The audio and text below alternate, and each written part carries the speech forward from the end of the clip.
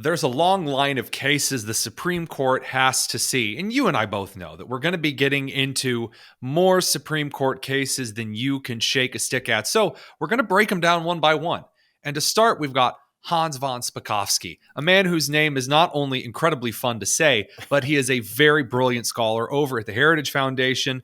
Welcome to the Tony Kinnett Cast, by the way, Hans. It's always good to have you. Tony, thanks for having me. So let's dig right into this. We've got a Louisiana redistricting case. Right. I've heard every kind of accusation thrown around. Can you break it down a little bit for us? Sure. It's not actually that hard a case to understand. The state did new boundary lines for its congressional districts. In 2022, it has 6 congressional districts. Mm-hmm. One of those 6 it designated as what's called a majority-minority district to satisfy parts of the Voting Rights Act. That's a district in which black voters are actually a majority, so they'll be able to elect their candidate of choice. But they got sued. NAACP and others sued them saying, oh, well, yeah, you gave us 1 out of 6. You should have given us 2 out of the 6 congressional districts. You should have created a second one in which black voters could elect their candidate of choice. Now, they claimed that the legislature was acting in a discriminatory fashion. Their evidence on that was pretty much non-existent. Really, the basis for their claim was proportionality. You know, what they said was black voters are about 1/3 of the population of Louisiana, therefore we ought to get 2 of the 6 seats. Yeah.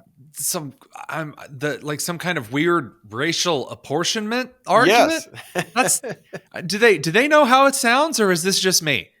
No, I mean, that was the essence of their arguments, but they tried claiming discrimination. Now, the problem with that claim is that the Supreme Court has said on prior occasions that is not a basis for a lawsuit under the Voting Rights Act. And in fact, the Voting Rights Act very specifically says that you cannot file a claim under the Voting Rights Act based on that proportionality argument. But in any event, they got a court to agree with them. So the legislature went back, drew up a new congressional district map for the state. And this time they did create 2 black congressional districts. But they got sued again, this time by voters saying, the only factor you used in drawing up that second district was race, and you can't do that. And in fact, another court said, you know, you're right, that violates what the U.S. Supreme Court said in an old case called Reno versus Shaw, in which the Supreme Court said, well, race can be one of many factors you may take into account when you're drawing new boundary lines, but it can't be the prominent factor. If you do, that violates the one person, one vote standard of the 14th Amendment, the Equal Protection Doctrine. Yeah, because we get into some really weird places really quickly. I mean, yes. At least in far as 2025, New Mexico has the highest Hispanic population as a percentage of its total population, just under 50%. So we're saying that half of New Mexico's congressional districts have to be majority Hispanic because they're going to assume, well, you know, Hispanic people would all vote the same. It's so it's a mix of antiquated and just goofy. But it's also very discriminatory. Look, the Reno versus Shaw case where the court said you couldn't do that. The state of North Carolina had basically created a black district that looked like a barbell. It was these 2 large black areas of the state connected by what ran in between them? The interstate. Yeah, that very thin bridge, exactly. Yeah, and this second district they created in Louisiana is very similar to that. At one point, it stretches between these 2 black districts, something like over 200 miles apart, and the line at its widest, I think, is about a mile wide. So clearly, in my opinion anyway, they have once again violated prior Supreme Court precedent, and hopefully the Supreme Court will rule in favor of the voters who brought this lawsuit. Do you know what it actually reminds me of when I look at the map? And I'll go ahead and have the editor throw it on screen. It reminds me of a map of Croatia in Europe. I mean, it's like this weird sea that like goes around Right. and then comes back around. And it is, first of all, I live in the 6th Indiana. All right. I have very little in common with someone in Columbus, Indiana, which is the Right. southern portion of that particular district. And I'm in the eastern central side of the state. And yet still, it kind of works as a functional district. I'm trying to imagine how you would have a functional district in which you leave your house, you walk through another congressional district to reach the chair, the office Right. of your own congressperson. I mean, it really does reek of discrimination. I know that it's an age-old comparison to make, but can you imagine the horror of a district manipulated to be a white-only or white-majority district? Yes. I mean, it would be rightly scorned. It was, but look, Croatia, that's actually a good comparison, because what the folks who brought the original lawsuit, really what they want to do, these are the folks that said you have to create a second district. They really want to balkanize the United States. And they want to balkanize us and divide us by race. That's the only important factor to them in the redistricting process. They don't seem to believe that people who, for example, live in the same city might have the same interests in how the local government represents them, even if they come from different racial and ethnic backgrounds. The folks pushing this idea, they just don't believe that. They think your race defines how you think.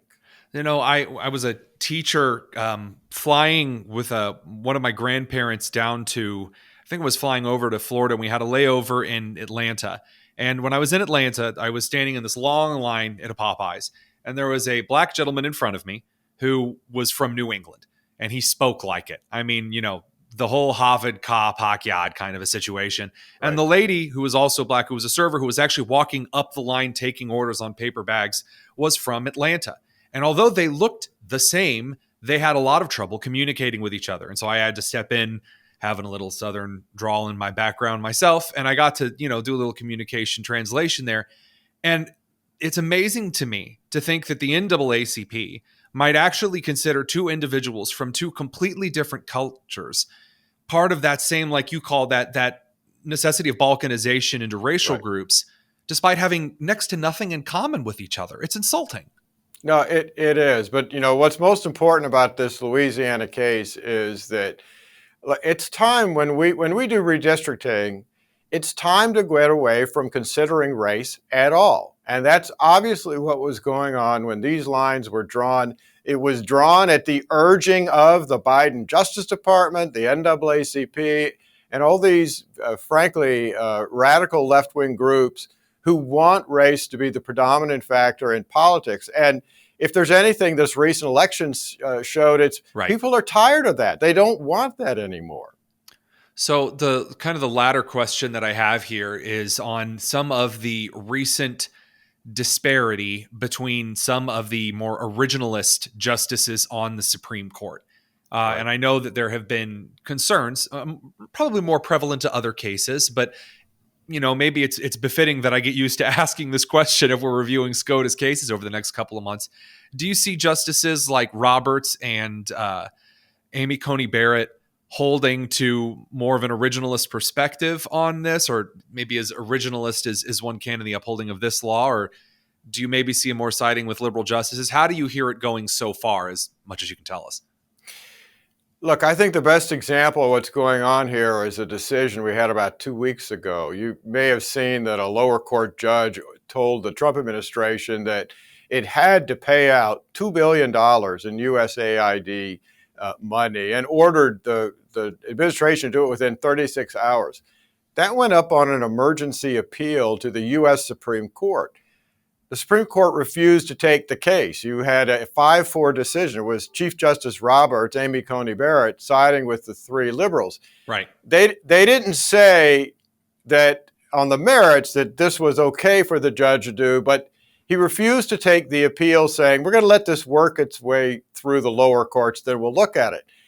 The 4 conservative justices, led by Alito, wrote a stinging dissent. The most, and I don't mean acrid as an insult, but I mean acrid as in its potency.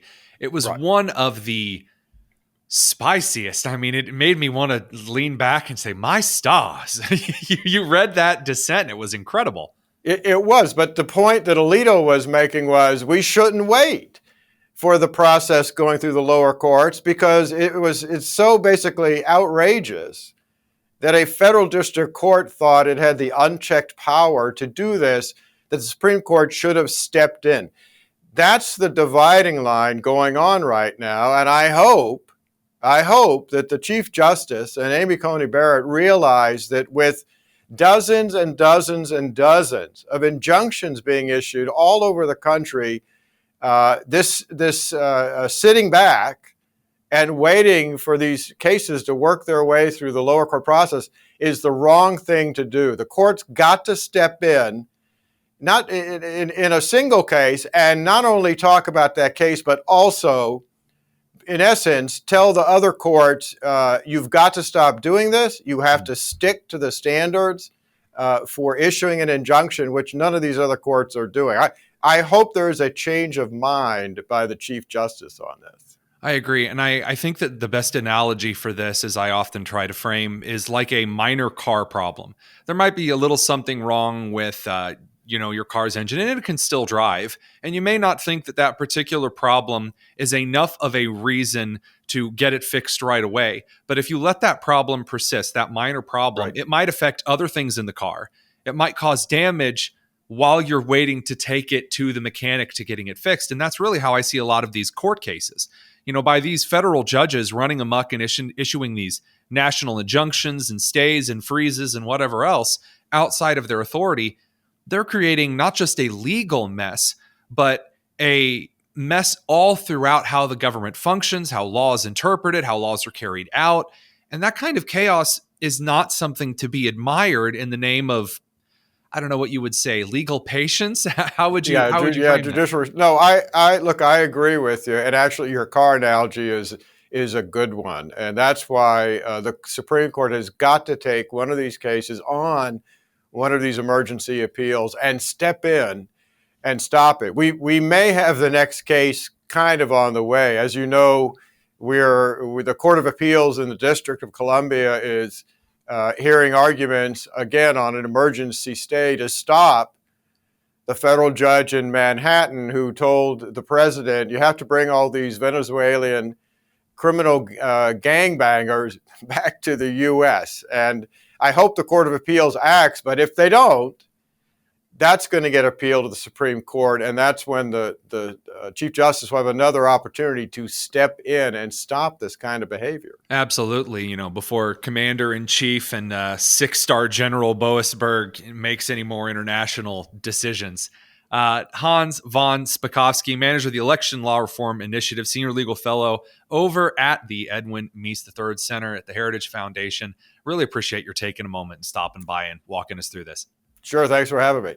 We'll be back in just a second. Don't go anywhere. It's the Tony Kinnett Cast here on the Daily Signal, nationally syndicated and first on 93 WIBC.